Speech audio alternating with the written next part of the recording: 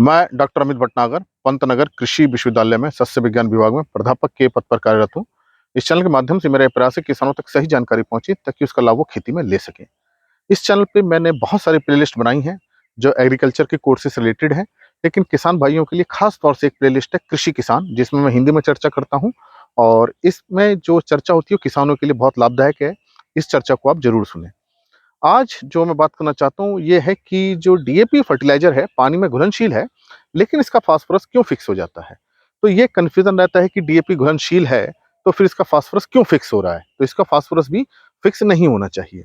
तो आज मैं इसी बात पर चर्चा करूंगा कि घुलनशील होना क्या चीज होता है और फिक्सेशन क्या होता है।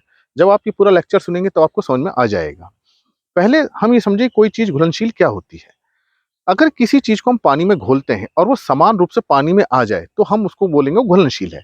जैसे कि हम एक गिलास पानी लें, उसमें एक चम्मच नमक या चीनी डाल दें तो वो उसमें पूरी तरह घुल जाती है।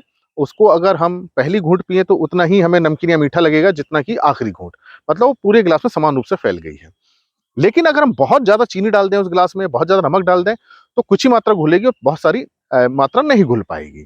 तो घुलनशीलता भी उस पर निर्भर करती है कि उसमें पानी कितना है। अब हम बात करें फर्टिलाइजर की, तो अब जो फर्टिलाइजर है, जो DAP diammonium phosphate fertilizer है, ये पानी में घुलनशील है, पानी में घुल जाता है। यूरिया भी पानी में घुल जाता है। तो इसको अगर हम पानी में घोलते हैं तो ये घुलता है। लेकिन मान लीजिए आप एक गिलास पानी में थोड़ा डीएपी डालते हैं, घुलेगा, लेकिन बहुत ज्यादा डीएपी डाल देंगे तो वो भी नहीं घुलेगा।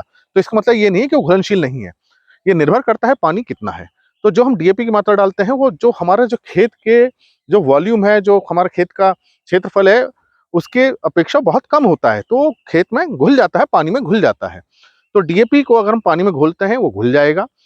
तो जो अमोनियम आयन है और फास्फेट आयन दोनों अलग अलग हो जाएंगे। जब घुलेगा तो ये अपने पार्ट्स में टूट जाएगा।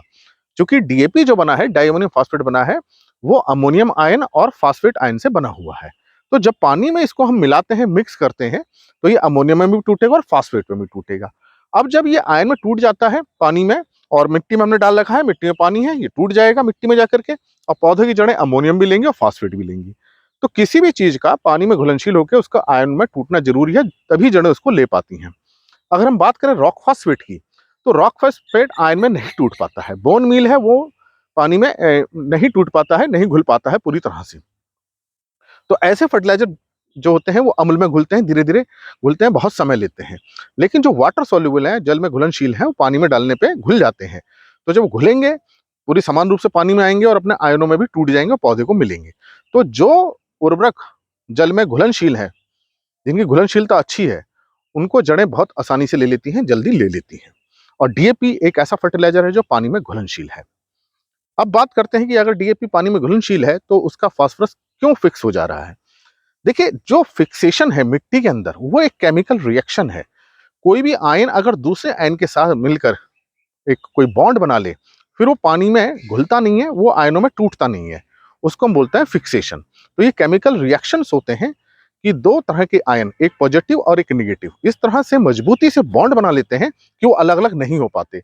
जब वो दोनों अलग अलग नहीं हो पाते हैं पानी के अंदर, तो वो टूट नहीं पाते और वो फिर पौधों की जड़ों को नहीं मिल पाते हैं।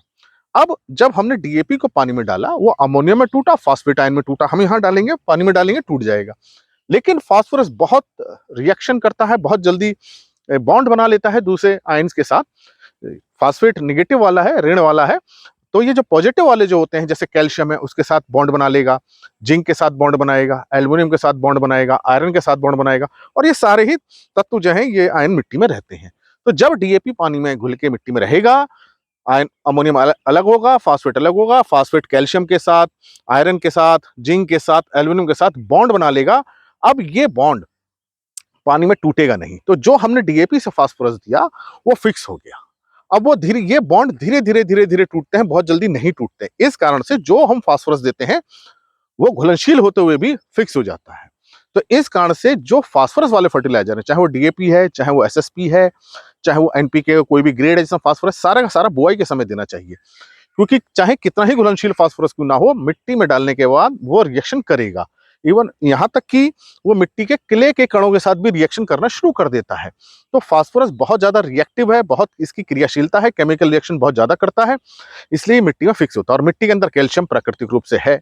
आयरन भी है, जिंक भी है, एल्युमिनियम भी है, ये सारे पॉजिटिव वाले हैं और इनके साथ ये नेगेटिव वाला फॉस्फेट बॉन्ड बनाता है और मजबूत बॉन्ड होता है जो आसानी से नहीं टूटता है और धीरे धीरे टूटता है।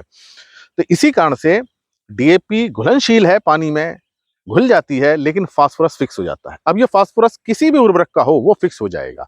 तो इसका मतलब ये नहीं है कि फास्फोरस उपलब्ध नहीं होगा फिक्स हो गया तो।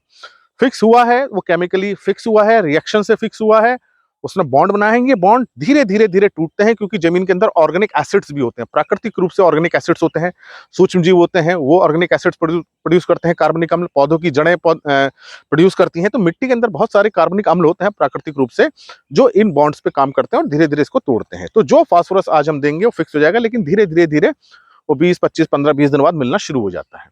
तो इसी कारण से कोई भी वाला फास्फोरस वाला उर्वरक अगर हम देते हैं, मिट्टी में ऊपर से देंगे तो मिट्टी में फिर वो ऊपर की तरफ फिक्स हो जाएगा, नीचे पानी के साथ बहुत कम जाएगा। इसलिए डीएपी जो है हमें सारा बुआई के समय देना चाहिए, ताकि जब हम लाइन खोलेंगे, जिस लाइन में हमने बीज बोया है, फसल बोई है, उसी के साथ हम डीएपी डालेंगे तो जड़ क्षेत्र में रहेगा, वो फिक्स होगा, लेकिन धीरे धीरे धीरे अवेलेबल हो जाएगा, जड़ों को मिलना शुरू हो जाएगा। जहां हम डालते हैं फास्फोरस वहीं रहता है। लेकिन बुआई के समय अगर आप नहीं डाल पाए हैं डीएपी, अब क्या हो सकता है? तो अब यही हो सकता है कि हम इसको ऊपर से डालें और सिंचाई करें ताकि पानी के साथ थोड़ा सा घुल करके जड़ थोड़ा जड़ तक पहुंच जाए। अगर ये जड़ तक भी थोड़ा बहुत पहुंच जाएगा तो इसकी थोड़ी कमी पूरी हो सकती है। हालांकि उतना लाभ नहीं मिलेगा जितना कि बुआई के समय डालने पर मिलता है। इसलिए सारे फास्फोरस वाले उर्वरक हमें बुआई के समय ही देने चाहिए। लेकिन अगर आप नहीं दे पाए हैं उस समय, तो फास्फोरस की कमी आएगी। ऐसी अवस्था से बचने के लिए फिर अब यही उपाय हो सकता है कि हम ऊपर से डालें, फिर हम गहरी सिंचाई कर दें ताकि पानी में घुल के रिस्क करके वो थोड़ा जड़ तक पहुंच जाए। तो इससे थोड़ा सा लाभ मिलेगा, हालांकि पूरा लाभ नहीं मिल पाएगा, लेकिन हाँ, फसलों की थोड़ी पूर्ति हो जाएगी।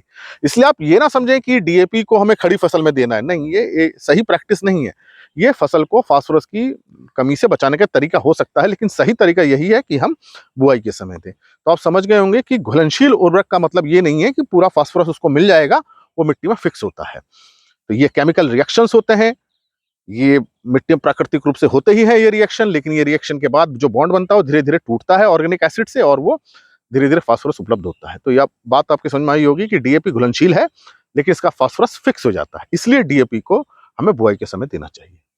तो ये मेरी बात आपकी समझ में आई होगी। इसी तरह के लेक्चर्स को देखने के लिए कृषि किसान प्लेलिस्ट देखिए और अगर चैनल सब्सक्राइब नहीं किया तो सब्सक्राइब कीजिए। धन्यवाद।